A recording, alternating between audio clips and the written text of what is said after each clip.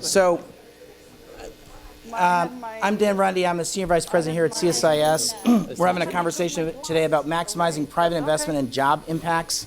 I'm really grateful to EDFI, the premier institution that brings together all of the European development finance institutions, and we all follow it, and I think it's a real good, great force for good in the world. Thanks for your partnership, EDFI. I've got DFIs, development finance institutions, are playing a much more critical role than 10 years ago or 20 years ago. And I think they're being asked by their shareholders to step up and take on much bigger challenges. We did a report probably 3 years talking about this called Development Finance Institutions Come of Age. We've been very active here at CSIS, and we're instrumental in helping get something called the BUILD Act completed, which basically said we needed to put OPIC on steroids. I think we've successfully done that. We've also been active in debates such as in Canada in supporting and enabling the development finance institution in Canada. So we're big fans of development finance. It's also there are precise instruments.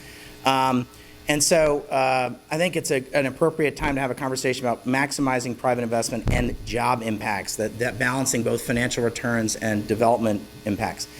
Before I turn the floor over, I want to do a mini survey, since this is a very sophisticated and interesting group. How many of you have read the Wise Persons Report of the European Union? Hands, please. Hands. How many of you are U.S. citizens and have read that report? No, and have read that report? Okay, I see 2 hands, okay? 3 hands. So, Team America, this report is going to be the most consequential report of 2019 in global development. So, if you haven't read it as an American citizen, you need to read it. So, I'm going to be making it my business over the next 3 months to be educating U.S. citizens and policymakers about the importance of the Wise Persons Report. This is extremely consequential to not only development finance, but the transatlantic relationship. I think we'll have a chance to touch on it. But there's a lot more we got to cover in this conversation. I'm really pleased to introduce Alexander De Croo. He's been here before here at CSIS. He's a Deputy Prime Minister and Minister of Finance. He's on the BIO board, which is the Development Finance Institution of Belgium. Alexander De Croo, come on up here and give us some opening remarks if you would. Come on up. Thanks so much. Please welcome Alexander De Croo. Thanks a lot. Good afternoon, everyone, and thank you for the kind introduction. I would like to thank the Association of European Development Finance Institutions for organizing this together with the Center for Strategic International Studies. Talking about development finance is something which is close to my heart because I have a history of being a Minister of Development. That's what I've been doing the last 5 years. But since now 7-8 months, I'm also a Minister of Finance, which might sound for a lot of development ministers like the Holy Grail, because I'm mastering the money and then I would also be the one who can spend it. Unfortunately, my government is in a current affairs situation, which means that we've had elections and that we're waiting for a new government. So I think it's a great combination, but I'm kind of limited in what I can do. Still enthusiastic to talk about this topic, because I think that we've come a long way in the role of financing and of private financing in development. I think that there's no discussion anymore that the private sector and private financing is playing a very important role in development. And that role is also accentuated in the Sustainable Development Goals. In the Sustainable Development Goals, there's a lot of talking about the role of the private sector, there's a lot of talking about partnership, and that's a great thing. It's not always been that way. And I think that everyone who's active in the field of development knows that from time to time, there is still a fight between private sector and public investment. And I mean, we are not there yet. There is, especially in Parliament, sometimes very heated debates about, is the private sector really playing an important role in development? In my point of view, there's no doubt about that. If you look at the world today, 80 to 90% of the jobs that exist are private sector jobs, and the private sector is basically giving everyone the means to survive and to thrive in this world. And so very happy that it is recognized in the SDGs that have gotten a lot of things moving, but maybe not enough, because the recent evaluation showed that despite the fact that there's a lot of enthusiasm around it, if we continue in this way, we will not achieve the goals that we need to achieve in 2030. I'm convinced that if we want to increase the impact of the SDGs, it is mostly going to come from better leveraging private investment. Thinking that additional public investment is going to play an important role in the next years, honestly, I do not see it coming, despite low interest rates and so on and so on. It is the private sector that is going to play an important role. Playing an important role because it makes business sense. And I think that really is the key element that we should emphasize. You can do investments that make business sense and that also make sense from a development perspective.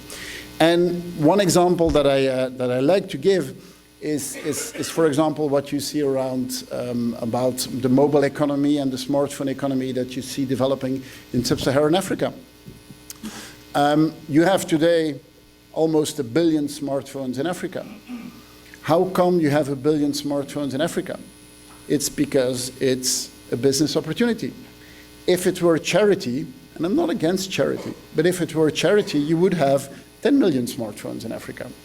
But you have 1 billion because there is an economic opportunity and because you understand that people are willing to pay, even if they are in a difficult circumstance, they're willing to pay for something that creates value for them.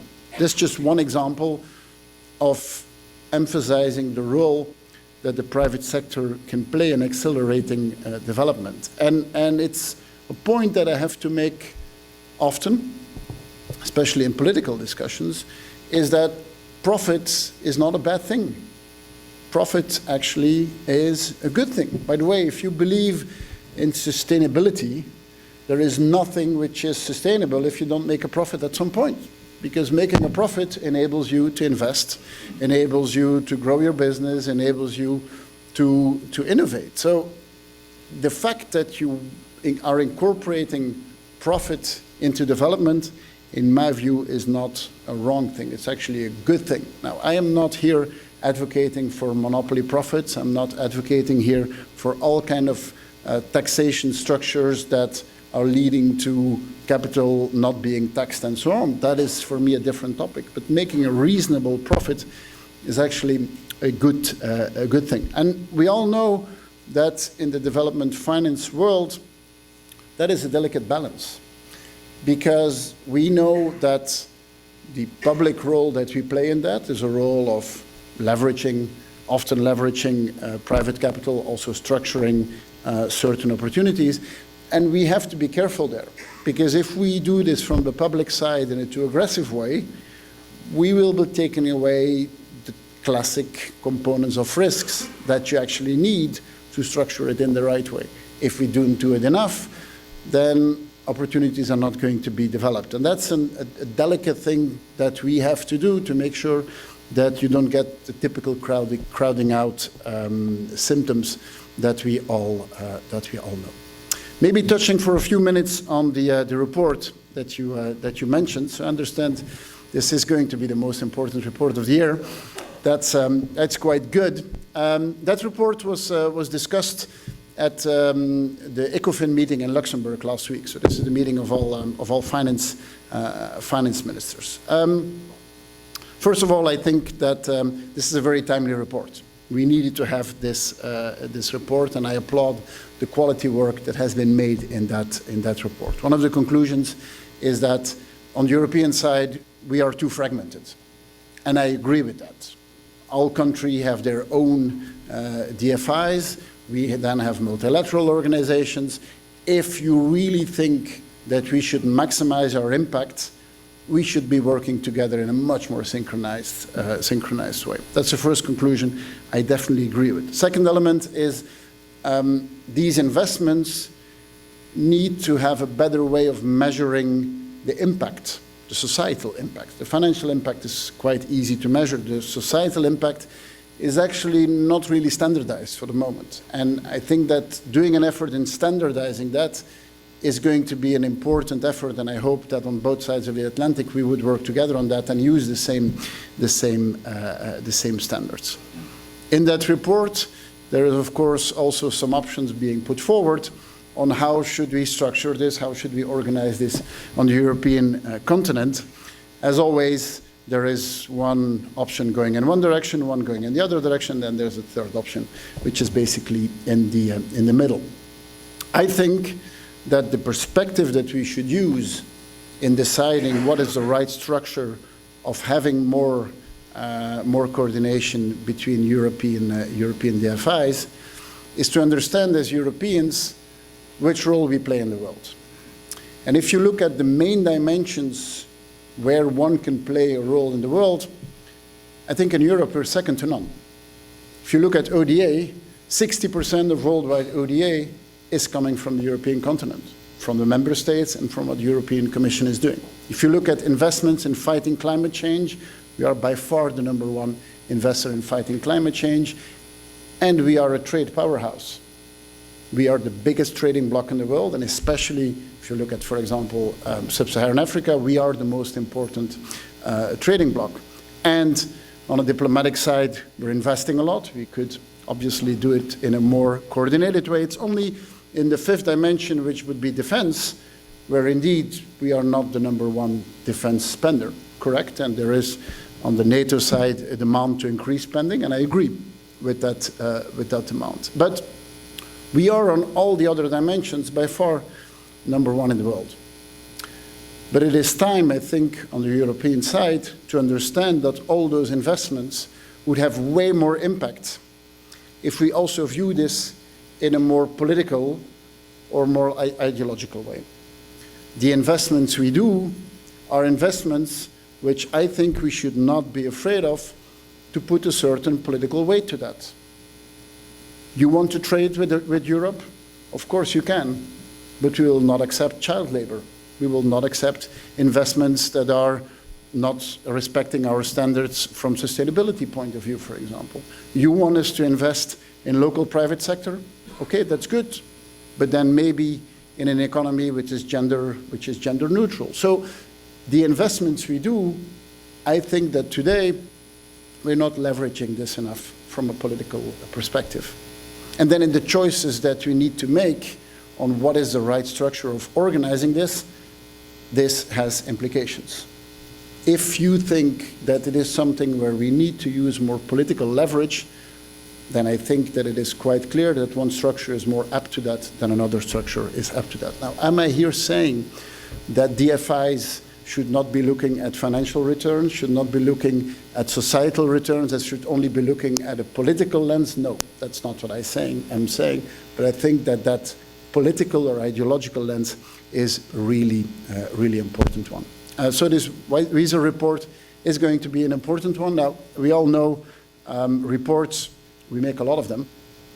Reports are useful when you put them in practice. And then I welcome an event like this tonight, where we can debate this more in detail and try to understand what our different perspectives are on that. But the key point of such a report is, of course, putting it in practice. And if we can do that in a coordinated way on both sides of the Atlantic, I think that would be a good thing. So thank you again for organizing this event, really at a very timely moment, and I'm looking forward to the discussion that we should have in the minutes to come. Thank you. Good. Minister, stay up here and KATARINA, come on up. So I'm so pleased KATARINA MATHERNOVA, who's the Deputy Director General of the European Commission, is also going to join us as well, also a fellow alum of the World Bank Group. Yes.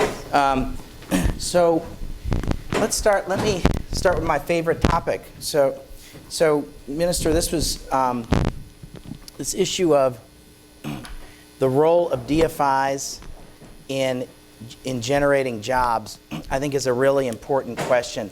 I think you put a lot of interesting things on the table in your remarks. Let me just do, how many of the EDFI members were early investors in CELTEL or Grameenphone? So DEG, FMO, Michael Barth, you were the former head of FMO. Were you guys an early investor? Right, so before it was cool, people laughed and said, cell phones in Africa, that's crazy. So I'm sure when your investment officers put forward at DEG or FMO, who else was an early investor?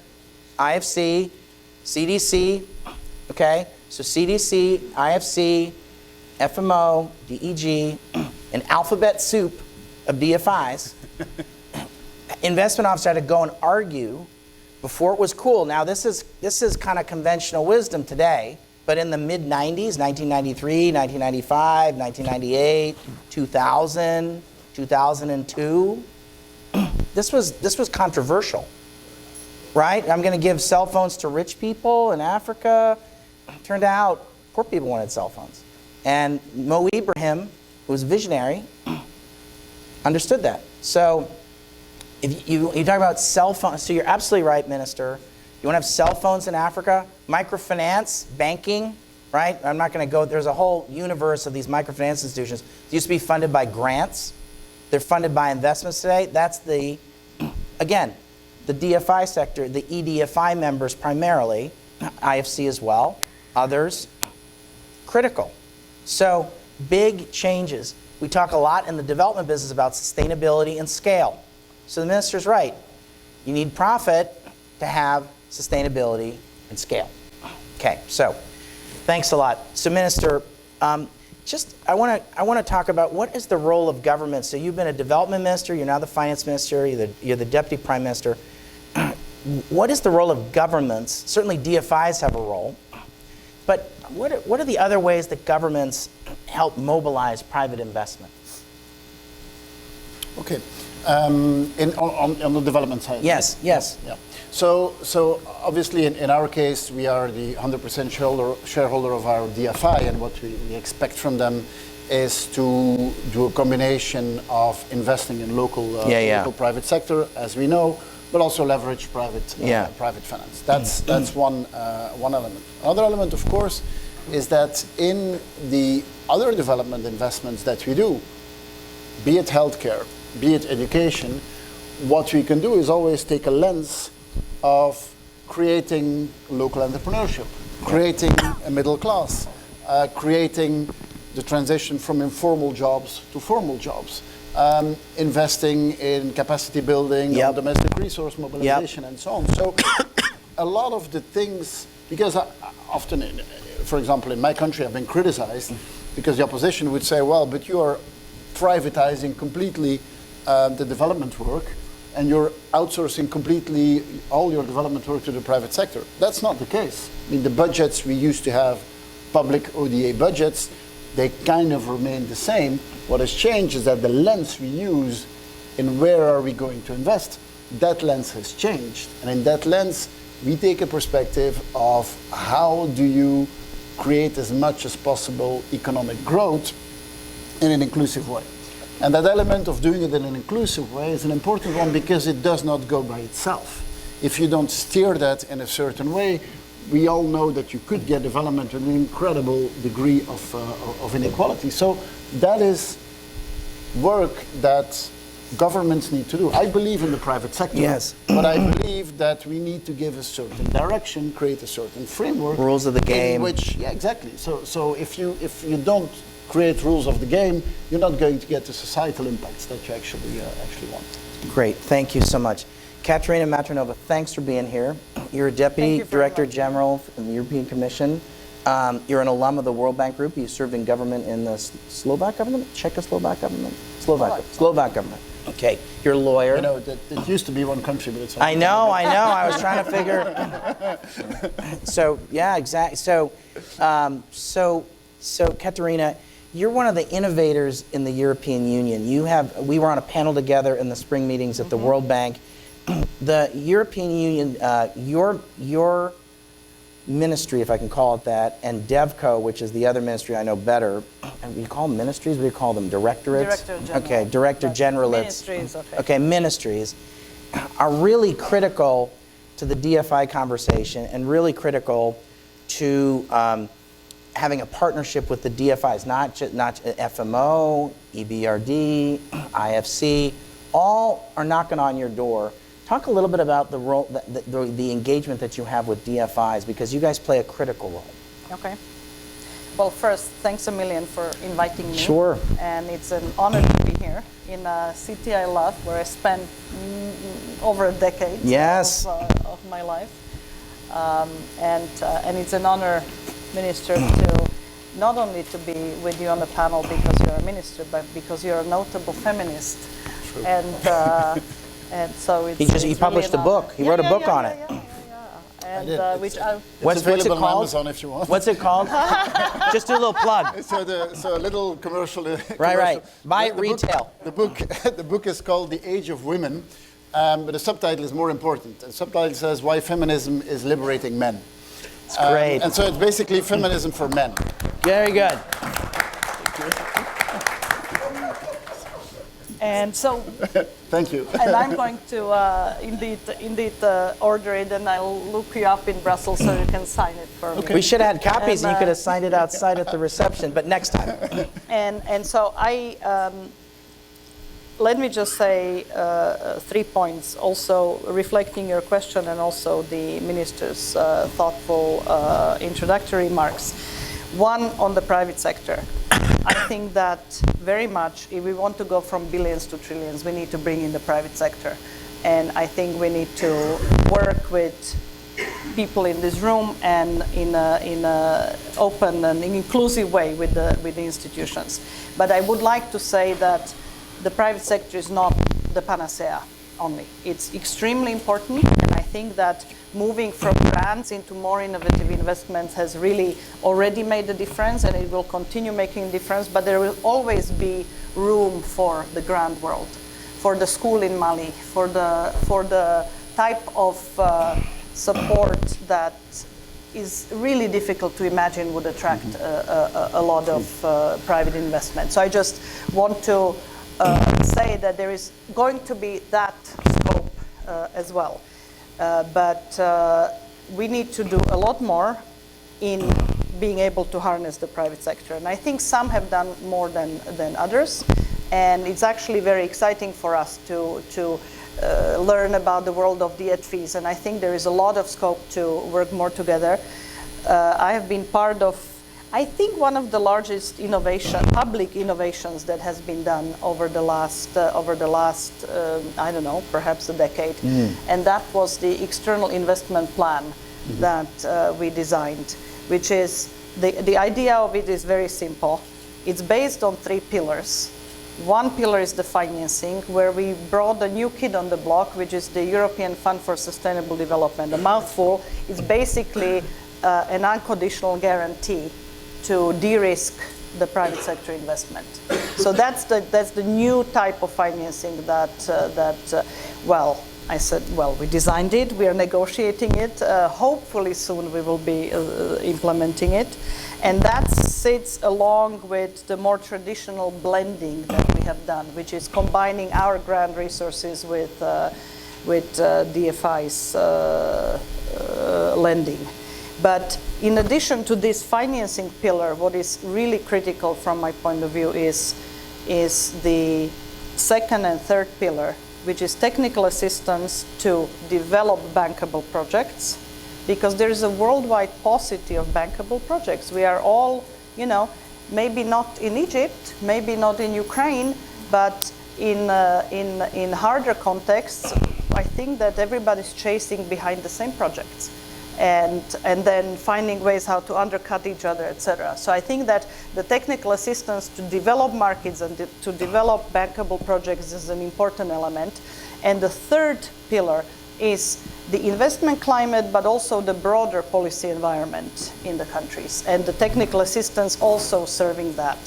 And because it's really the good policies that can create markets and that can create sustainability, etc. And this pillar is particularly important for us because what we try to do in DG Neighborhood and Enlargement, where I work in, we really look at leverage not only through the financial angle, that getting more financing into development, but also policy leverage. And this is what we have invested a tremendous amount of energy and time over the last 4 years, is to develop connections with our IFI partners and actually jointly press on governments. For example, my commissioner has led missions, I have led missions of IFIs together, One was in Tunisia, one was in Jordan, in Georgia, in Serbia, in Ukraine, where we actually showed up, a lot of us, a busload of us, in ministers' offices, and it makes a much bigger impact than if one institution, even as big as ours, speaks by itself. So that's the point on the private sector and on the innovation. And the third point I wanted to make at the outset, and the minister alluded to, spoke about that, we have the new team in Europe coming in, President von der Leyen and her team, and she declared that she wants to have a geopolitical commission. And I think it's very relevant also in the world of development finance, because we are the biggest payer, but we are not the biggest player. And part of the reason why we are not the biggest player is the fragmentation, and I would even say in Europe the addiction to subsidies that we have inside Europe, and it also gets translated outside Europe often. And I think that it's really important for us to find a way how to have a bigger footprint. We have a big footprint, but have big impact together, which is both about visibility, and I think, and in this town, not to be ashamed to say that we need to be very clear about European interest. And we have always been the, just the good ones in the world that pay 60% of ODA, and without saying this is in our interest or this is not in our interest. So I think it's now the time to really, without being ashamed to say that. And what we have now put on the table, we program in 7-year increments. So the next financial framework is starting in 2020, inshallah, and we have put an instrument on the table that builds on this European Fund for Sustainable Development. We added the plus to it, and that one. And you're one of the contributors to it, right? The European Fund for Sustainable Development. Yeah. And we want to build it on an open architecture, which not every part of Europe is excited about open architecture, but we strongly believe in that. And we very much hope that the EDFIs will continue and be stronger participants in that. I know that working with European money is extremely complicated. Yes, I've had no success. So can we work on that? And, it's really complicated. It's very complicated, and we make it complicated, every year even more. But there is really an opportunity to work together, and I'm really honored to be able to be here, invited by the EDFIs. So KATARINA, I just want to agree. I think I chair the outside advisory board for the U.S. government on official development assistance. It's called ACFA. I think it's really important your point about, yes, we ought to be billions to trillions agenda includes the private sector, and Minister, you also said this. But we're still going to need ODA. We're going to need ODA, whether it's the helping governments collect taxes, whether it's democracy promotion, human rights, and better governance. My view is you want to have a successful society, you have to have a functioning formal private sector, and you have to have a functioning quality governance. Doesn't mean a huge state, but a functioning state, a quality state. Judicial reform. Most infrastructure is still financed by the public sector in taxes. It's not public-private partnerships. Police, if you want to police on the streets, that treat people right. I'm all for women's economic empowerment, but if you kind of double-click on that topic, a lot of those issues have to do with rule of law, it's not about just providing a guarantee to a bank or technical assistance. It's a whole other set of issues you both have been talking about. Countries, as they move up the curve, care about science, technology, and innovation. That's ODA. Basic education, a lot of it's ODA. Okay. So, but what is interesting is the conversation that we would have had 20 years ago is all ODA all the time. What fascinates me is I was with high-level French Ministry of Foreign Affairs folks yesterday, and they were talking about something called TUSD. Who knows what TUSD is? Hands, if you know what TUSD is. Okay, prize for TUSD. OOF. Who knows what OOF is? Come on, you're in the DFI world. OOF. Okay, so we've now migrated to OOF and TUSD. So you're seeing kind of like, how do we track all this stuff? How do we link it to things like the French wanted to say, well, we want the Americans to sign on to, tracking ODA to the Paris Accords. I know that's a popular idea in this audience. I'm not sure I'm going to sell that to my Washington colleagues, but I would just say that these issues are real. So, KATARINA, can I just take advantage since we're having what is TASD and UV? TASD and UV have to do with development finance and sort of it's measurement. Okay. It's like ODA has been the measure for 60 years or 50 years. They're adding new forms of measurement that the DAC, which is the FIFA of global development. Right, this is a European audience, right? The Major League really Baseball. Not a compliment. Sorry, the NFL of global development. And they kind of say what's in and what's out. So the French were like, well, we want to add some things. And I said, well, are you going to stop counting Alliance Francaise French lessons as ODA? And they didn't think that was funny. I thought it was funny. But so anyway, so KATARINA, can I take advantage? So this is sort of the more political panel. I know we're going to have a technical panel. So I'm going to take advantage of the fact that you guys are more senior and opinionated like myself. So KATARINA, what did you think of the wise person's report? And do you think it's as important as I think is? I think it's quite consequential. I think it's an important endeavor. I think it's an important report. I certainly heartily recommend to anybody who hasn't read it to read it. I think the analysis is excellent. I found it surprising disconnect between the three options and the rest of the report. Yeah. I don't think it's one report. I don't think one follows from the recommendations, but the analysis is very good, very thorough, with one big autistic white spot for me, which is autistic, not artistic, right? Autistic, which is the world that I work on, because we cover what we call neighborhood and enlargement countries. So we go from Syria to Morocco, right? So Maghreb, Maghreb,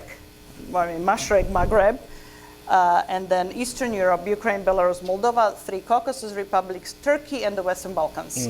And in this world, which is innately political for Europe and important, we have policies, and they are not primarily the SDGs and the Addis Accord, etc. We have the neighborhood policy and we have the enlargement policy, and those words did not appear in that report. So that was a surprising omission. Although when analyzing the European Commission, DG Neighborhood actually got high marks, because in fact, what I find particularly useful in the report are the short-term recommendations on which I think we need to act now. I agree. And I'm very happy to say, we analyzed it with colleagues, that somewhere between half and 3/4 are things that in DG Neighborhood we have developed those and do that, including, for example, country platforms. We have something called Western Balkans Investment Framework, which is exactly what we do. We have a range of essentially all IFIs active in the region, plus bilateral donors, including Switzerland and Norway from outside the EU, where we actually have a joint governance on looking at both policies and investments and coordinating that. That's just one example and I think that in critically important areas or countries for us, we need to do that more systematically. Okay, great. Okay, so I read it once. I'm gonna read it at least 2 more times, because I think it's that. I write reports, and I don't read my reports 3 times. I'm gonna read this report 3 times. I'm not sure I saw the word, and I want you both to react to this word. I think the DFI world oftentimes kind of reacts funny when you talk about politics or geopolitics. They don't want to deal with it, or they think it's fluffy because it's not business-like, or I'm not doing a transaction, or it's not volume-driven. But I want to come back. I think it matters, and I think your shareholders care about politics. They don't know what first loss is. They don't know what a capital stack is. Some of them do, most of them don't. But they know what China is. So I can tell you that the BUILD Act, it took us, for 12 years, we've had 1-year authorizations of OPIC. The Trump administration, when it first came on board, was going to get rid of OPIC and get rid of the Exim Bank. I wrote an article in Forbes in early 2017 saying, don't get rid of OPIC, put it on steroids. So the Trump administration rightly made a 180-degree turn. Why did they make a 180-degree turn on Exim Bank and have an excellent board chair, my friend Kim Reed? Why have they put the OPIC on steroids? And why did they get a Republican-Democrat coalition? One word, China. Now, I'm not sure in the Wise Person report there was the word China, or maybe it was kind of subtle, nuance, Euro-style way. Maybe it was there. But I know that that's an elephant in the room. So, Minister, if I say the word China to both of you, what's your reaction to that?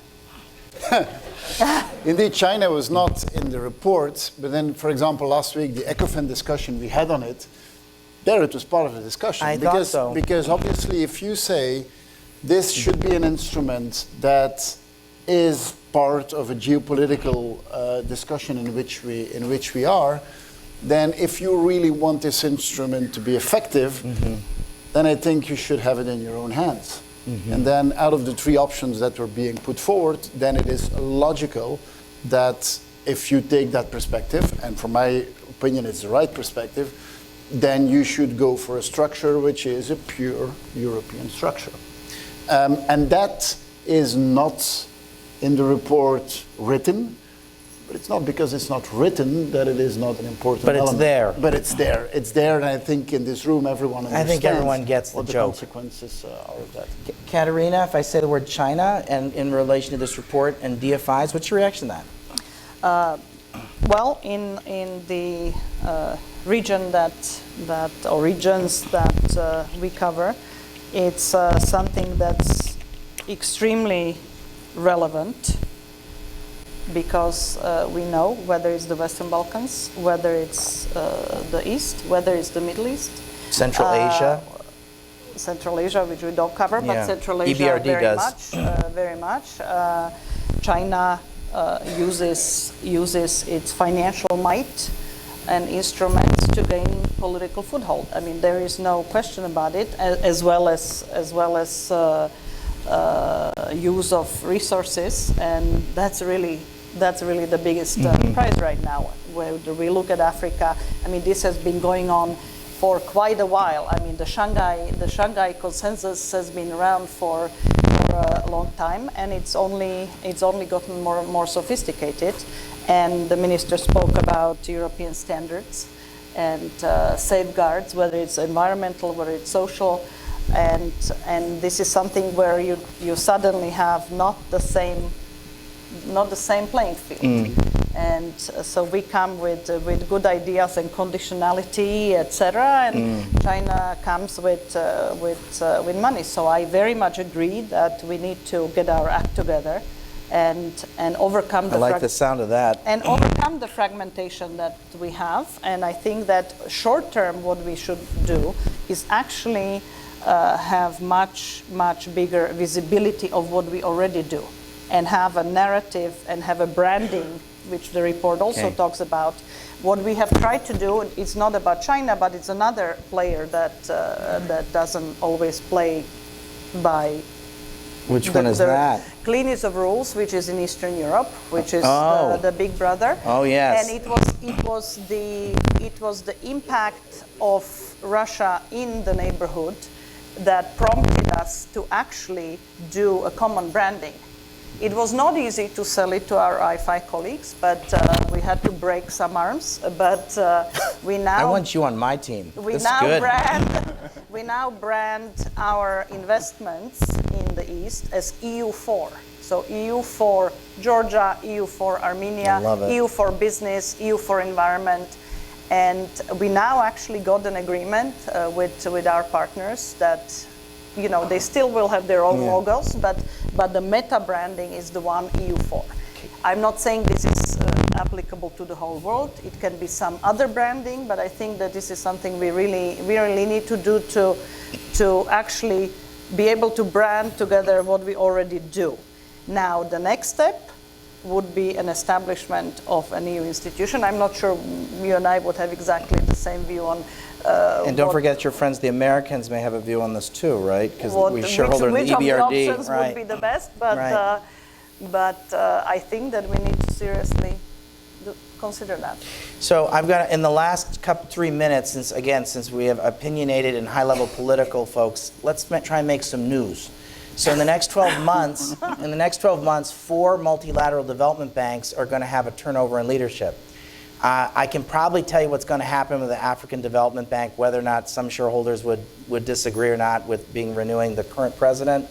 I can guarantee you the Japanese are going to be the next head of the Asian Development Bank. I've got a view on the Inter-American Development Bank rates. You can ask me in the reception about that, and I think, but I think the one that's most consequential to this conversation is the EBRD presidency is coming up, and it's certainly relevant to the conversation about the wise person's report. The United States owns 10% of the shares, is the largest shareholder. The European Union plus all you guys. Are you going to say your candidate? Or? No, I'm not. It goes to a European. So knowing the European system, I'm worried because the French got the ECB. The Germans got the big job at the EU. I'm going to guess it's not going to be a Bulgarian who's going to be the next head of the EBRD, given that Kristalina got the IMF job. I'm worried, given sort of the way the system works, that we use the term kind of, sort of like a, it's not a prize for the winners, but it's a, what's the term, a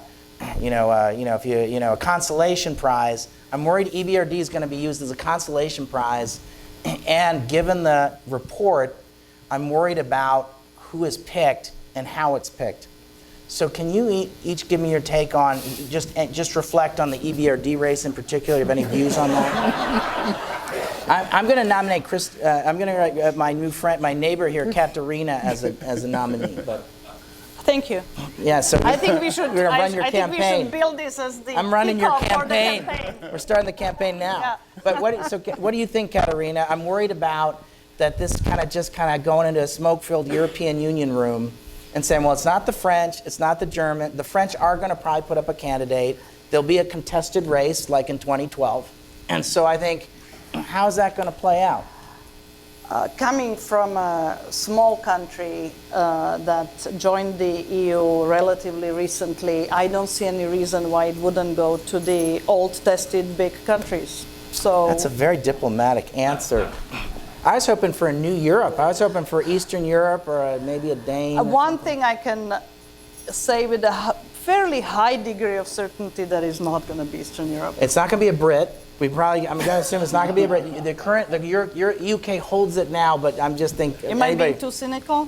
Yeah, maybe. Well, let's see. Okay. Maybe my campaign that we just started. You and I are going to. I'm going to set up the website after the reception. All right. So, Minister, what do you think? You're a Minister of Finance, so you're thinking about you're a shareholder of the Inter-American Development Bank. You're a shareholder of EBRD. It's probably too late to get a francophone competitor to the anglophone current president of the African Development Bank. But let's just focus on the EBRD. So, what do you? Look, I think I know that obviously it's attractive to talk about who is going to be the person, but the real question is, what's going to be the mission of the EBRD? I agree with that. That is the real discussion. And let's not turn things around. Let's first have a discussion on what do we expect from the EBRD.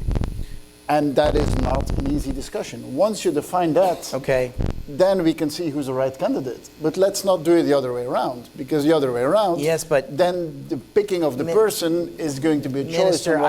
Minister, I buy all of that, but if I read the wise person's report, it says put on pause for the next 12 months what the EBRD should do and what the EIB should do while we figure out, we're going to have a bunch of studies to figure this out.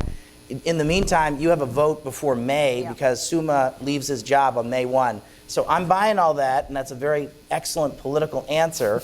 But tell me, and I agree with that, but tell me, I'm fine with that. If you're telling me that the candidates have to have a vision for the EBRD, I'd buy that. And that candidates have to have a vision. And the U.S., I think Team America has to make also a statement about what its vision for the EBRD is. My view is we still got a lot of unfinished business in Central Asia. We got a lot of unfinished business in Ukraine. We got a lot of unfinished business in the Balkans. Before we start kind of doing mission creep, my personal view is we probably want to finish the view. And I would also say this publicly. There is no way on God's green earth that the United States of America is going to sell its shares. Some people in this room have heard There have been loose talk and irresponsible talk, and I know many of you know what I'm talking about. I'm going to be very, very clear. I don't care if it's a Republican administration, I don't care if it's a Democratic administration. We are not selling our shares. So I think as you think about options, you need to be clear about that. May I very quickly comment on not the shares, but on the mission of EBRD, and being from that part of the world and knowing the challenges, I very much agree that whatever happens with mission creep or not mission creep, the transition role of EBRD is far from finished. I love that. I'm just going to record that. Because we have one other transition that EBRD is well suited and needs to help the countries that it's operating in, and that's the carbon neutral world transmission. That's something that you need to combine policies with investments, and they do that well. And by the way, they have expanded to MENA. They actually are. 5 years ago, there was no mandate for MENA, and now last year, Egypt was the largest country of operation. So in our geography, which is about close to 70% of EBRD's portfolio, they are very, very active. So I think that the concept of transition, which is evolving and now includes other issues, is far from finished. Okay, Minister, you have the last word. Actually, I have to go. No, you do. That works. That's great. That's a wrap. Please thank the Minister. Yeah, thank you. No, actually, I thought this was a great discussion. I don't have that much to add to it. I think that the discussion on who is it going to be, that is, of course, I mean, that's a discussion that is an exciting discussion. And I understand that's what you want to push for. The discussion on what is the EBRD going to do, what is the EIB going to do, is the key discussion. And I don't agree that your reading of this report is that in the next 12 months we're not going to have a discussion on that. That I don't agree on. I think we cannot afford ourselves for the next 12 months not to talk on that. I would just say that if the United States wants to insert itself into the search process of the EBRD, we are going to have a very clear vision about what we want out of the EBRD so that we have a seat at the table. And so I expect and hope that Team America, both Republicans and Democrats, will do that. And I'm going to push hard over the next 2 mons to get that done. We share that. Please join me in thanking the panelists. Good, thank you. All right? Okay. Thank you. Thanks. All right. Thank you. All right.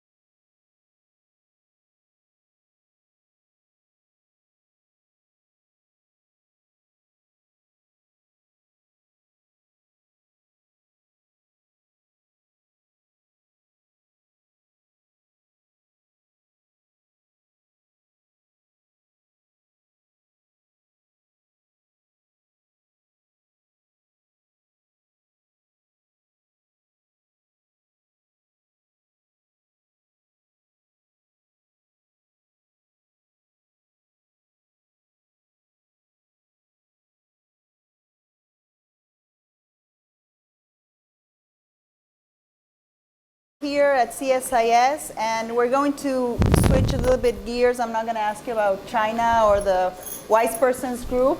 This panel is on investing to create jobs, and so we're going to talk about the role of DFIs in job creation and, more importantly, in measuring the impact and jobs. So we have a very distinguished panel. Thank you for coming. We have Liz Lloyd. She's Chief Impact Officer at CDC Group of the UK. We have also CHANTAL KORTEWEG. She's Director of Stakeholders Strategy and Knowledge Management of FMO Netherlands. Welcome. To my left is Sanjeev Gupta. He's Executive Director for Financial Services at the Africa Finance Corporation, AFC, right? We have IFC, DFC, and now we have AFC. Yep. And then we have our friend Paul Lamontagne. He's Chief Executive Officer of FinDev Canada, just recently launched last year, right? So let me start with Liz. I wanted to ask you about CDC Group in general in terms of your role as CIO, which is not the Chief Information Officer but Chief Impact Officer. What is your role, and what are CDC's priorities? So my role is a relatively newly created one of Chief Impact Officer, and I think it's really about institutionalizing development impact throughout the organization. So my team works intimately with each of the deal teams during due diligence, during the assessment for each transaction, to look at what is the potential development impact and how we might be able to deepen that. And then we look across the life cycle of every investment. We monitor how we're doing, and eventually we evaluate what we've learned and feed that back into the strategy development. So it's really about making sure that there is always that development impact voice at every table. Mm-hmm. And that is really what we do. And CDC as a group is a DFI, and we have been for 70 years investing and creating jobs. And I think what probably differentiates us from others is we are more equity focused, and we invest in some of the hardest to reach places. So in Africa and South Asia, and in particularly in the poorest countries. So that is probably what differentiates us from many other DFIs. Can you talk a little bit more about, you have a tool called the Development Impact Grid. Can you explain a little bit what that is and how do you implement it? Yeah, so that is a screening and a portfolio sort of allocation tool that we have been using for many years, and it helps prioritize towards the hardest countries and the sectors which create the most jobs. And so we score every investment according to that set of criteria, and it helps ensure that our portfolio is focused on the hardest countries and the sectors mm-hmm. which create the most jobs. And why are we interested in jobs? I think one of the reasons we're interested in jobs is if you ask people, if you use the Afrobarometer poll, and which they did, and asked those living in Africa, what is your sort of SDG of most concern? It was decent jobs and economic growth. So I think there's a real resonance mm-hmm. there with what we're doing and listening to the voice of others. And I think my colleague Paddy Carter has written a report on why jobs. Yeah. So there's and copies we have out there. copies. This is another marketing. We have some copies for you on this jobs reports if you want to take a look. And it's interesting about Africa. I was in Nigeria last year. We did a study on the future of work in developing countries, and one of the economists that we interviewed told me, it was a very striking phrase. He said that a lack of jobs can make somebody more entrepreneurial, or it can make a young person more aggressive. So I think, well, that's a really interesting point, because one of the sort of aspects which Paddy's report kind of highlights is it's absolutely about the kind of direct economic impact, but there are also other kind of aspects, social, yep. sort of environmental things around sort of decent work, pride, and other sort of social aspects which we can take into account. And I think as a DFI, as was mentioned before, our role is about decent work, is about safe work, predictable work, and we can add a lot of value in our conversations with investees who are often really delighted to have conversations about, how do we reduce attrition, what is a really good way of getting a better gender balance and why you might want to do that. So that's very much part of we see that very much as part of our role. Chantal, let me turn to you. How does FMO, take into account impact in their investments? And can you explain a little bit how do you differentiate with other European DFIs? Yeah. So FMO is the Dutch Development Bank. We invest in over 75 emerging markets to empower entrepreneurs to build a better world. We focus on 3 sectors: agriculture, food and water, financial institutions, and renewable energy. We provide loans, provide guarantees or take equity stakes, and beyond the financing, we work a lot on capacity building. So I think what differentiates us is we have really scaled up our business to catalyze third-party money and to catalyze and crowd in the private investors for private sector investment. Another area we are focusing on more and more is being part of innovations and innovative solutions. So thinking about blended finance structures and entering into non-traditional partnerships with NGOs and all kinds of other partners to really complement each other and to provide the solutions our clients are asking for. So how do you see, what is your vision for measuring development impact and harmonizing, the measurement across, the different, at least the European DFIs?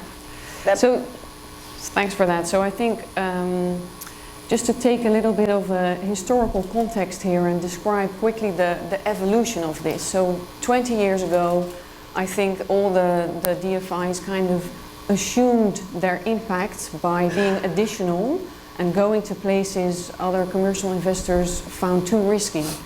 15 years ago, that wasn't enough anymore, and we all started to focus on environmental and social best practices and trying to mitigate risks from an ESG, so environmental, social and governance perspective. We still do that, but nowadays we are all looking at how to track our positive impact. So you can look at different levels for that. So on a deal level, thinking about the number of female entrepreneurs, for instance, you are reaching, or the number of smallholder farmers. Thinking on a portfolio level where ex ante, so before we enter into these investments, we estimate if they will qualify as contributing to climate action, so SDG 13, or to contribute to reducing any inequalities. And of course on a sector level where after a couple of years we would do evaluations to look at our investments across the sector and to see what the development impact has been. So I think this is a really interesting time where we all see the business case, as the minister also explained to us, why we need to undertake a harmonized effort to do this. So indeed to explain our story better, where is our money exactly going and why is that meaningful to the people on the ground. But also aligning methodology will allow us to collaborate much more efficiently and effectively. Thirdly, it will increase efficiency for our clients. So many of our clients have multiple DFIs investing in them, and we all have different reporting requirements, and that's just super burdensome for clients like AFC. So aligning and harmonizing on definitions, methodology, how we report on that is in the interest of everyone, and especially our clients. And then lastly, I think the reason we want to do this is to inform our investment decisions. So if we know, if we measure what we're doing, and if we can correctly explain our development impact, we will get better at finding the right investments and demonstrating the effect. So from an EDFI perspective, we've set up a task force half a year ago, and we are taking a really systematic approach in terms of aligning and harmonizing SDG per SDG. So starting with jobs, so SDG 8, decent work and economic growth, to define what is a job actually, thinking about direct jobs and indirect jobs. And earlier this week we published a standard on that to align on definitions, but also on reporting and templates. So we are asking for feedback and input on that. And on the indirect job side, we have developed a model, which is an input-output model, and where we take induced effects into account. And we want this to be open access, and we want to work with what is there, what exists. So indicator bases like HIPSO and IRIS Plus are things we are working with.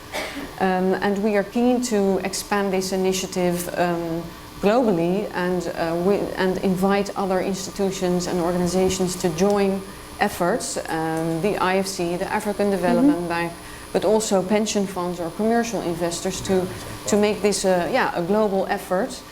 I guess with the dream, or with when you start with the end in mind, thinking about international impact reporting standards at some point in time and working together to get there.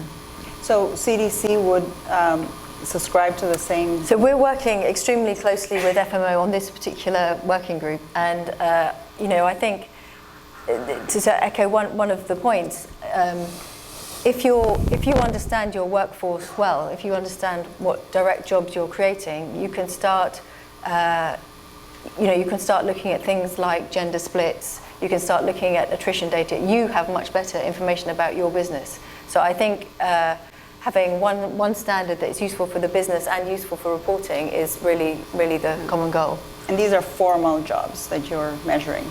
These are, there's a couple. There's direct jobs and indirect jobs that we're looking at through this.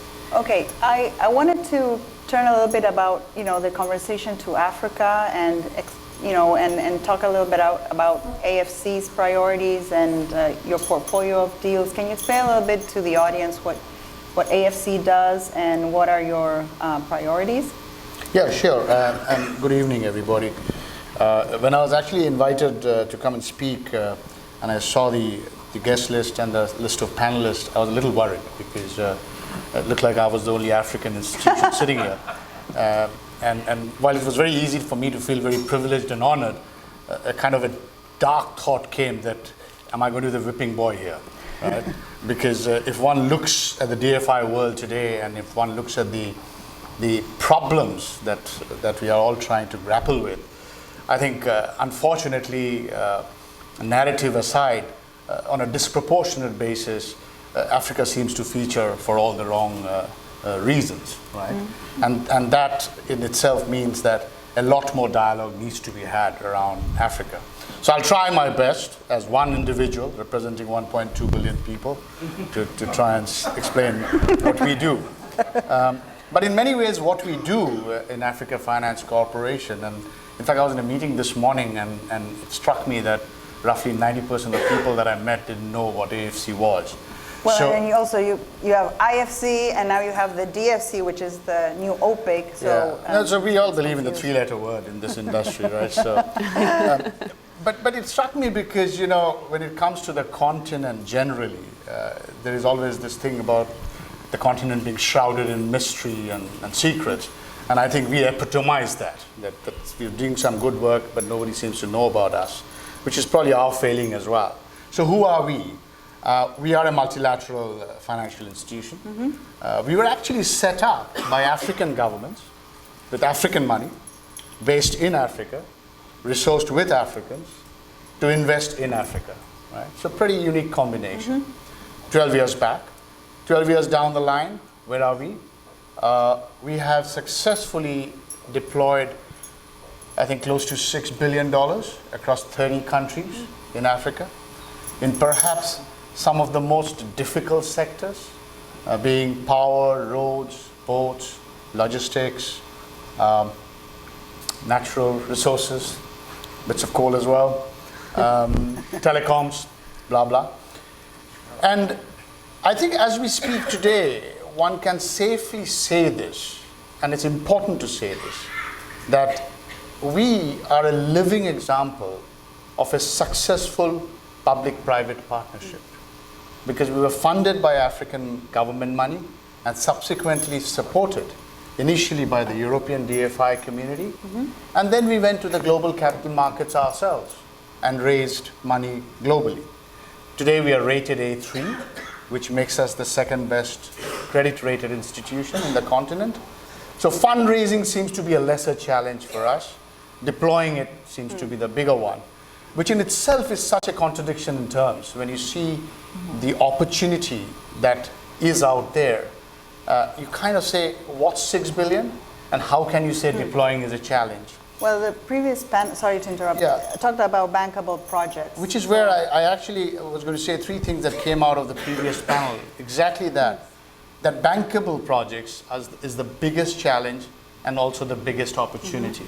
So one of the things we've done, and actually FMO and us have done it very well, is we have set up a dedicated project development facility, which takes early stage project development risk so that projects can see the light of day. And the way we position ourselves is to say that policy is easy. In fact, the minister said reports are easy. There needs to be acted upon. We believe that our biggest role is how do we translate policy into projects. And that's not going to happen if you don't do that PD space. The second thing the minister said, which struck me, was that multilateral institutions, DFIs, should not run away from the objective of making money. And again, we are a living example. We've been profitable. We never had to go back to our shareholders in the last 12 years.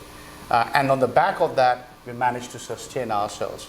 So overall, I think the story that one needs to accept and understand when us as a player in the African continent is concerned about is that one has to engage, one has to spend time developing it, but most importantly, and we have this little filter in our investment committee where we say that everything that can go wrong will go wrong. So what are we going to do when it goes wrong? And we apply all our projects to that test. And maybe that's why we've been reasonably successful. So Sanjeev, how do you balance this issue of profitability with impact and job creation? How do you balance those objectives? Is it one? So we've probably been fortunate or conveniently naive. It depends on which side of the table you want to come from. But because we were a PPP and our largest shareholder base was the private sector, from day one, our conversation tone at the board level, at the strategy level, was to be commercially viable. So I can tell you, however harsh it may sound, that we have always kept commercial returns on our investments as our top priority. And we believe that works. Why it works is because if you are going to have, at a management level, at a strategic level, that objective, that people who give you money must have an appropriate return, it percolates down to how you look at projects, how you manage risks on projects, and how you make sure that investors who come into those projects actually do what is commercially viable for that project to succeed. So to answer your question, we think that if you look at projects from a commercially viable point of view, everything else follows. It's what we call the virtuous cycle. So even job creation, to us, and I'm probably stating the obvious, is not an end in itself. It is a culmination of everything else you do right. If you're not going to develop projects which are in the core sectors, you're not going to create manufacturing.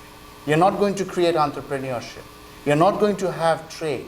So if you're not going to have all that, how are you going to create jobs? So we see our mission as pretty straightforward stuff. Build the core part of Africa, which is around power, which is about roads, which is about logistics, which is about ports, which is about telecoms, so that entrepreneurs can flourish, trade can flourish, and industry can be created. and jobs will happen.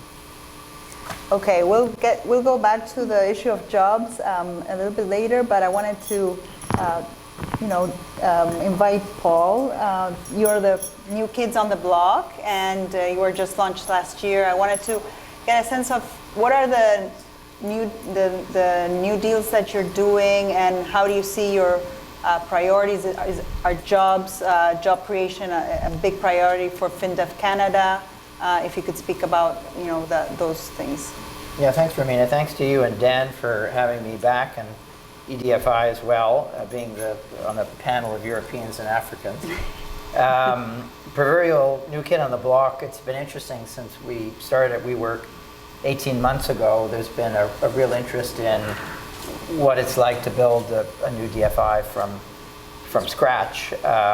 And Dan, thanks for all the good work you've done with others to launch the new US DFC. So it's Adam now is the new kid on the block. and as a result, I was glad, Dan, that FinDev Canada's CEO job wasn't included on your list of potential vacancies. I'm here for a while. Thank you. Yeah. So it's an interesting story that there hasn't been a new DFI for a long time. I think our colleagues from Austria were the last DFI that was launched about 10 years ago. So the government decided it was time for Canada to have a DFI. Our Deputy Minister, Chris McClellan, is actually here leading the Canadian delegation. Chris, welcome. So when Chris and the government look at the toolkit around development, they now can count on a DFI and FinDev Canada to be that sort of window to the private sector and the natural partner when we talk about mobilization, in addition to all the other good work in ODA and innovative finance that's now out there. And probably our greatest strength, and it's not to be underestimated, is we're new. So we had nothing when we started in WeWork. A few of my colleagues are here, and you'll remember, maybe smiling, maybe not, of our first few months in a WeWork rented boardroom, where if you had a call, you had to, everybody knows WeWork, you had to go out in the main area. So we relied heavily on so many people in the room.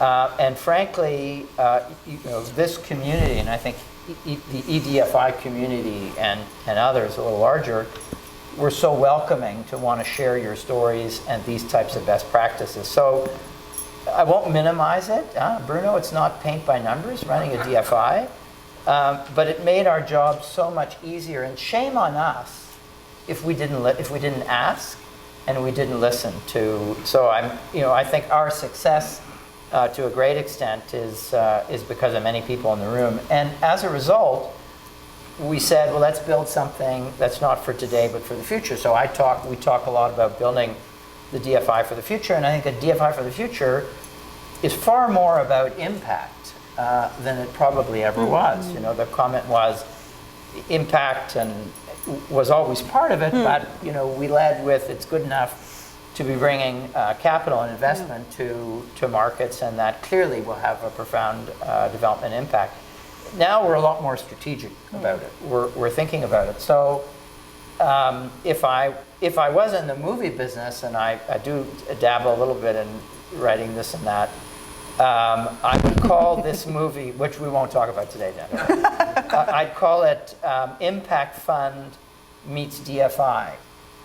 Impact Fund meets DFI. And in the meeting we had a little bit earlier today, it sounded like there's a bit of a love story now between impact funds and impact and DFIs. But this isn't a love story. I think it's a drama. It's a drama because we can't fail.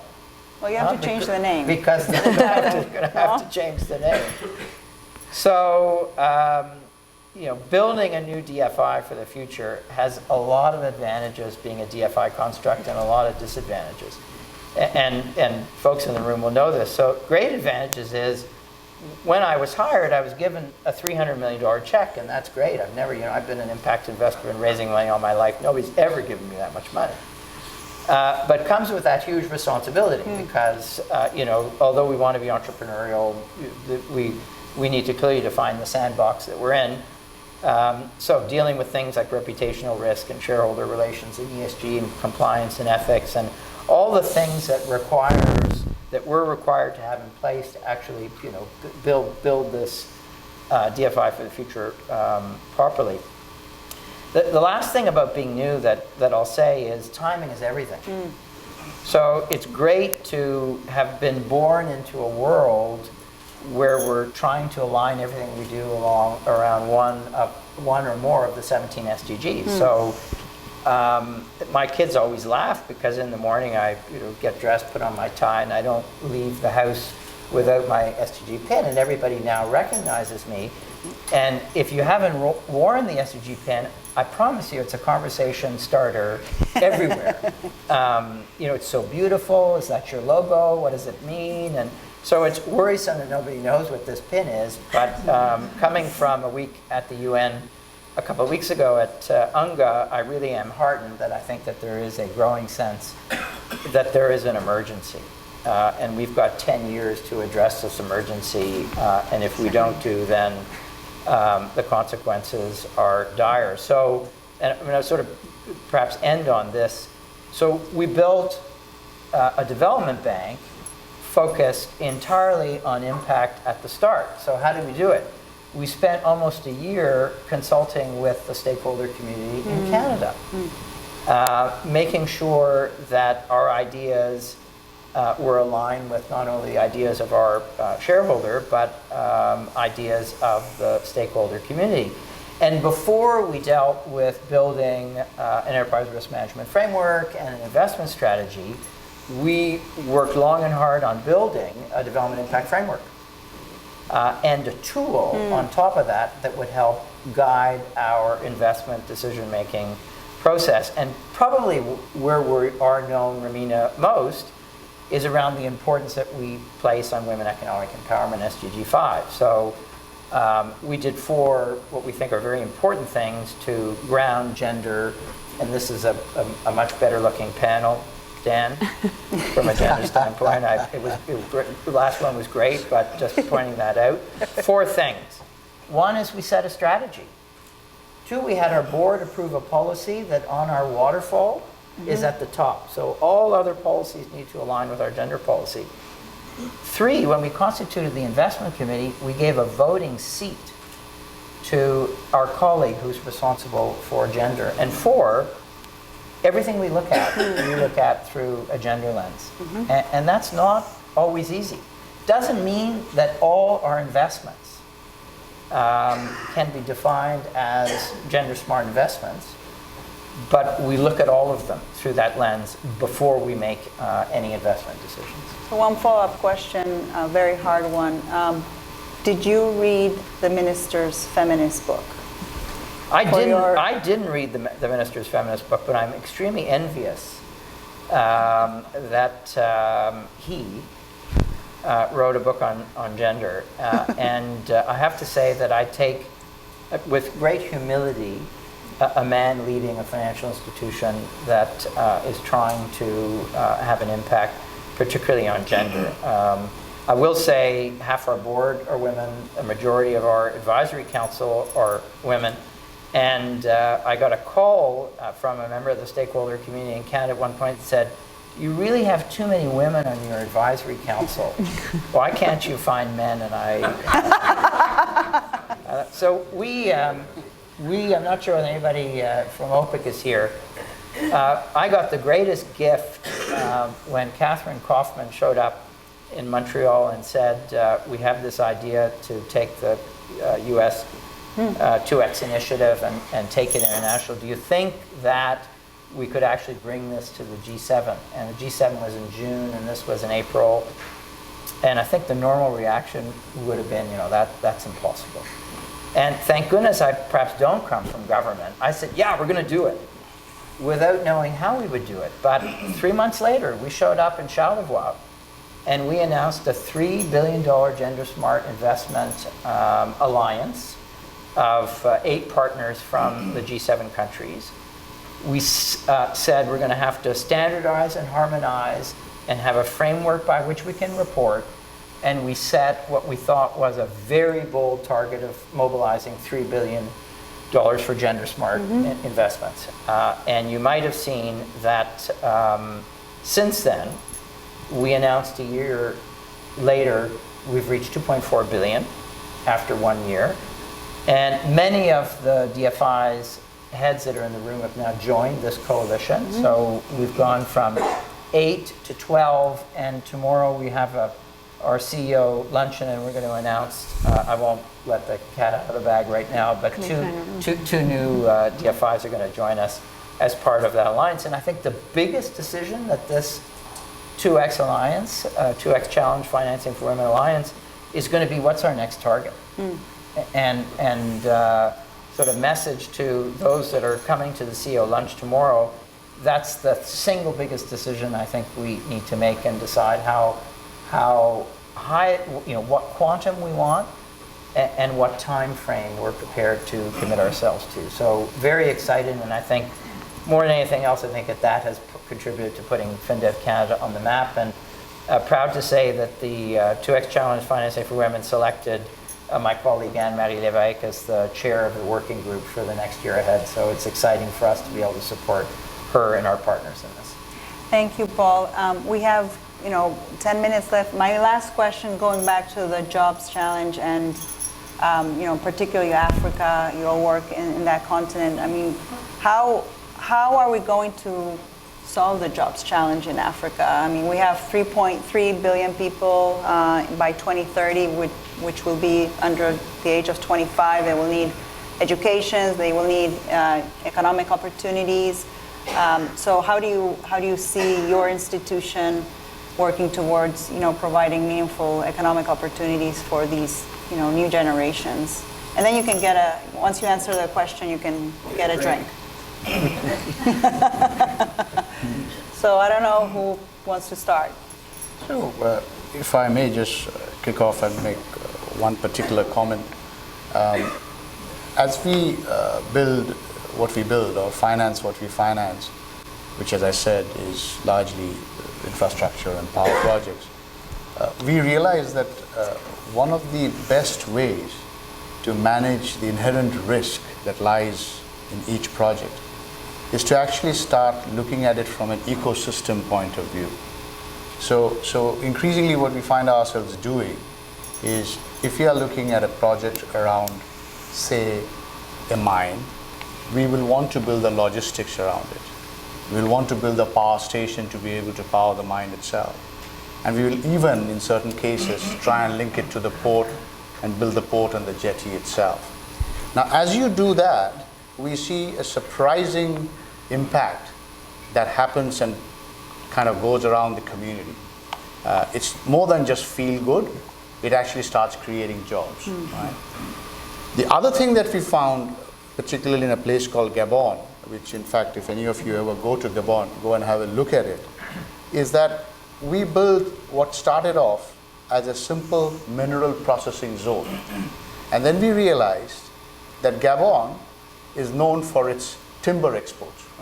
Right? 90% of Gabon is woodlands, and people cut trees and send it off with no real scientific way of replanting and managing the process.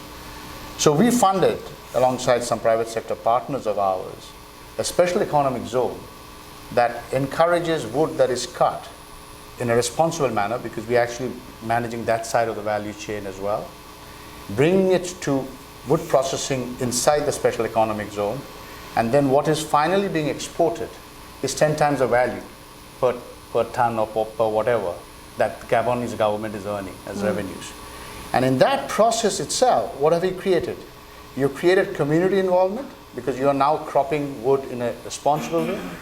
You're using drone technology. We are doing drone technology to replant. And then we are managing the whole logistics to bring it to the special economic zone and creating jobs there. So much so that today I think the Gabonese government has declared that no unprocessed timber is allowed to be exported. So again, a simple infrastructure project designed to support a basic infrastructure need. As we went down the value chain and started intervening, started creating that entire virtuous cycle of jobs. So that's how we see ourselves playing a role in what we call jobs being the ultimate result of what we do. Liz or Chantal, do you have any views? Well, I mean, we are committed, and we have fortunately, like you, we still have a big check, and we will continue to invest in Africa through all the routes that we have, through equity, debt, through funds, and increasingly we're looking at innovative ways of doing this. But I think in respect of knowing what we're doing, we are much more thoughtful now about who we're affecting with our investments and how much and how durable that is. And I think that understanding and that learning is what will lead to kind of more, from a DFI perspective, more intelligent investment decisions. And then the second thing I'd say is that it is all types of jobs, entry-level jobs, jobs that are sort of barely formalized, but at a certain level, but also sort of reskilling for the new economy, reskilling towards clean energy, towards digital technologies. So we're looking at the whole spectrum, and fortunately we have the ability across our portfolio to look at very many of these dimensions. So I would say just a couple of things. So one, our development impact framework clearly has a market development priority where we focus on employment, creation of jobs. You won't be surprised to hear that we focus on jobs for women. Mindful of the barriers that exist for women in the workforce, inequities, social norms, employment regulation, and legislation. And some of you may know, I like to pull out these cards. We invented a game to help us better understand the challenges around gender issues. So it's called Unequalopolis. And it's best played when men play women and women play men. And it really hits home. So, it happens, Romina, that I looked in the deck and pulled one out, and of course, here's a telling pass go, and men collect $200 and women collect $100. In most countries, women face important pay gaps. The WEF found that the average of women across the world are paid 63% of men. So we work with investees and talk with them around recruitment and retention strategies, in particular for women. Lastly, we're very focused as a new DFI on trying to get our ticket size down and deal where we think the sweet spot is for the creation of jobs, which is the SME space, of course. They're going to create the most amount of jobs. So with CDC, Proparco, OPIC, and the MasterCard Foundation, we're just finishing the biggest business plan competition for women in Africa. We're running it in East Africa. It's called Invest Impact. And it's looking to identify 100 top potential women owners of businesses in East Africa. And we're going to have the final event, very exciting, at the end of November. So this is identifying a group of cohorts that we really can work with, either from a technical assistance, capacity building, or an investment standpoint, to really try to get their businesses in one form or another, depending on the level of development, and contribute to job creation as well. Very briefly, I guess, it's about time that investors see the opportunities to invest in Africa, I would say. And I'd like to reiterate the importance of this harmonization initiative. And if we do that step by step, for the reasons I explained before, I'm sure we can create all these jobs across Africa. Thank you. Before I give the floor to Dan and Bruno, there are several reports we put out there. Sorry, Dan, but the wise person's report is not the most important. CSIS reports are the most important. So please, that one. As you head out for the reception, please grab a copy, and please thank you for the panelists.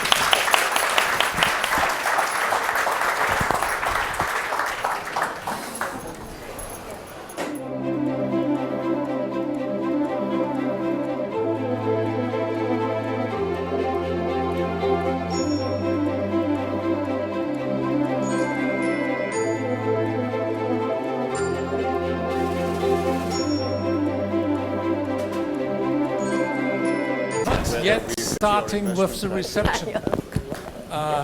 Since Dan put the Vice Person's report on the focus of this debate, I think it's appropriate that to let you know also the position of the EDFI. So we welcome very much the report. And as the Minister mentioned, and as the Deputy General mentioned, we see the need to focus very much on the short-term measures. Because if we do not change the way in which the European Commission is steering and managing the European development system, it doesn't matter what kind of institutions we are creating. And managing a fragmented setup, this requires also a different setup within the Commission. And as the Deputy Director General also mentioned, that it's not so easy to get access to the European funds and to manage European funds. We welcome very much also the suggestion of the Vice Person's report to tackle this issue. Because I would like to remind you that in the same week that when the Vice Person's report was published, also the European Court of Auditors also published a report. It's saying that in the tune of 290 billion euros, funds that have been approved by the European Commission are not being dispersed, and it's difficult for municipalities, for countries, and even institutions like us to call these funds. And this is why we think there's a need, because it will increase the efficiency and we are working, and I think and we believe very much it will also increase the significance, the relevance and the visibility of the European development finance. But at the same time, we also believe very much that whenever the politicians decide to come out with some kind of institution set up, then we would like to see that the institution is complementary to what others are doing, not competing with others. And that they also agree on a pricing formula that is not undercutting the market. And I think this would be extremely helpful, not only for us, but for the whole industry. And the final thing that we would like to see is that the European Commission, also the Minister alluded to that, because they have a huge amount of grant funding, and this grant funding could be used very much for de-risking. Not de-risking what we are doing as DFIs, but de-risking our clients.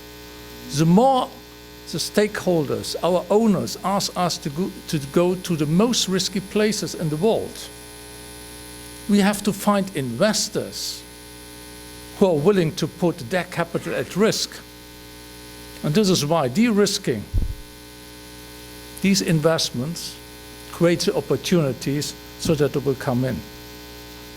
So I think the lively debate has demonstrated that indeed we as EDFI, that we generate impact also by creating jobs and maximizing private investment. Indeed, EDFI, we play a growing role, I would say a key role in development finance architecture, because we are growing, we are targeted, we are diversified, and we are very much connected. Only to give you some figures. So from 2005 to 2018, our annual commitments grew from 2.6 billion to 8 billion. That is a rate of 9% per annum. And the combined EDFI portfolio grew even faster, from 10.9 billion in 2005 to 31.3 billion in 2018. When I reflect once again or refer once again to the Vice Person's report, the three institutions that are mentioned there, the EDFI, EBRD and ERB, account for roughly 18 billion of new commitments in 2018, and 8 out of the 18 are coming from us. So it once again underlines our significance. And I would like also to mention another figure. 74% of what the European Union is financing in the private sector in Africa, in sub-Saharan Africa, is financed by us.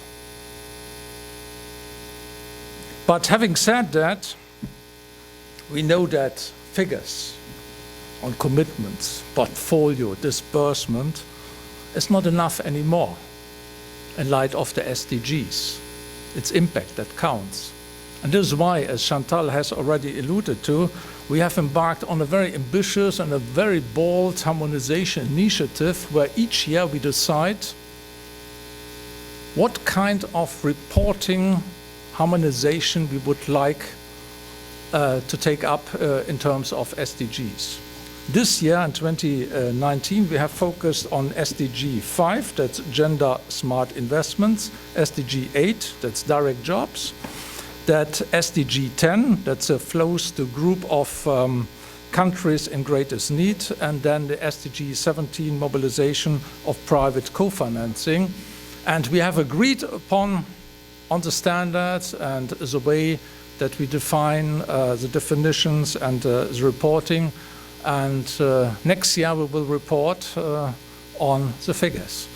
And within the next days we will then also decide what we will like to do next, because that's very important. We embarked on a process, so every year we will continue. And what we are doing within our small group of EDFI, that, as Chantal already alluded to, that's a contribution to the overall debate. Because also this morning in the round table amongst us, the DFIs and the IFIs, it was quite clear that there's a strong need to join forces and to harmonize. It's in our own interest because it reduces our transaction costs. It's in the interest of our clients because we avoid that they're confronted with different kinds of reporting requirements, because it comes at a cost to report, because the data that we are using is coming from our clients. So having said that, I would like also to make another point.